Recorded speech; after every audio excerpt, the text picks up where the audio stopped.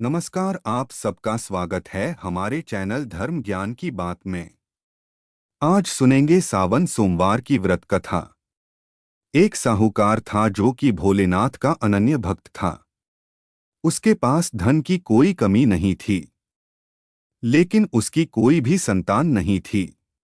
इसी कामना को लेकर के वह रोज शिव मंदिर में जाता था और शिवजी की पूजा आराधना करता था। साहूकार की भक्ति भाव को देख करके एक दिन माता पार्वती ने भोलेनाथ से कहा, हे प्रभु, इस साहूकार को किसी बात का कष्ट है, आपको इसके कष्ट को दूर करना चाहिए। भोलेनाथ ने कहा कि इस साहूकार को सिर्फ एक ही दुख है कि इसकी कोई संतान नहीं है। तब माता पार्वती ने कहा, हे प्रभु, आप इसे संतान का वरदान दे दीजिए। प्रभु बोले, साहूकार के भाग्य में कोई भी संतान नहीं है। और अगर इसे संतान मिल भी जाए तो वह केवल 12 वर्ष तक ही जीवित रह सकती है। तब माता पार्वती ने कहा कि हे प्रभु, आपको इस साहूकार को पुत्र प्राप्ति का वरदान देना ही चाहिए, नहीं तो आपके भक्त आपकी पूजा सेवा क्यों करेंगे। पार्वती के बार बार कहने पर भगवान भोलेनाथ ने साहूकार को वरदान दे दिया, लेकिन यह भी कहा कि साहूकार का पुत्र केवल 12 वर्ष तक ही जीवित रहेगा। साहूकार यह सब बात सुन रहा था, इसलिए साहूकार को ना तो खुशी हुई ना ही कोई दुख हुआ, और वह पहले की तरह ही भगवान भोलेनाथ की निरंतर पूजा करता रहा। उधर सेठानी गर्भवती हो गई और 9वें महीने में उन्हें पुत्र धन की प्राप्ति हुई। साहूकार के घर पुत्र के आने की खुशी खूब धूमधाम से मनाई गई, लेकिन साहूकार ऐसा ही बना रहा जैसा वह पहले था और प्रभु की भक्ति निरंतर करता रहा। 12 वर्ष का हो गया तब साहूकार ने उसे काशी पढ़ने के लिए भेजा। इसके लिए साहूकार ने बालक के मामा को बुलाया और उनसे कहा कि इसको काशी लेकर जाओ और जहां भी रुकना वहां यज्ञ करवाते हुए चलना। लड़के के मामा इसी तरह यज्ञ करते हुए आगे बढ़ने लगे। लड़के के मामा जिस जगह पर रुके वहां राजा का महल था और राजा की पुत्री का विवाह होना था, लेकिन जिसके साथ विवाह होना था वह एक आंख से काना था। राजा को इस बात की जानकारी नहीं थी। इस बात का फायदा उठाकर राजकुमार ने साहू के पुत्र को दूल्हा बना दिया।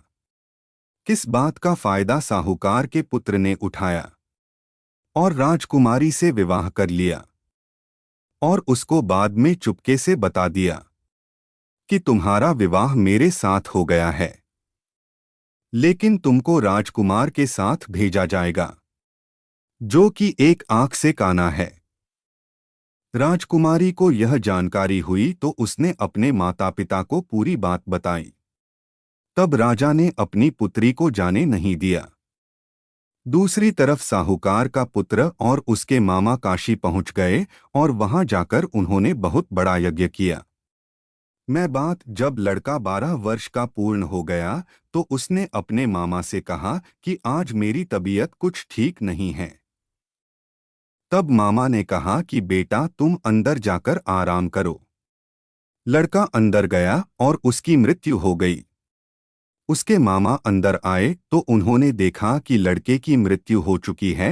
यह देखकर उसके मामा विलाप करने लगे। शिव और पार्वती उधर से भ्रमण कर रहे थे। चीख पुकार सुनकर के माता पार्वती ने भोलेनाथ से कहा, हे भोलेनाथ, मैं इसकी चीख पुकार नहीं सुन सकती, कृपया करके आप इनकी समस्या का समाधान करिए। जब माता पार्वती और भोलेनाथ उस लड़के के पास पहुंचे, उसे देख कर के भोलेनाथ ने कहा, तो उसी साहूकार का बेटा है जिसे मैंने 12 साल की उम्र का वरदान दिया था। अब उम्र समाप्त हो गई है। तब माता पार्वती ने भोलेनाथ से कहा, महादेव, कृपया करके इसको आप जीवित होने का वरदान दे, नहीं तो इसके माँ बाप भी इसी तरह मर जाएंगे।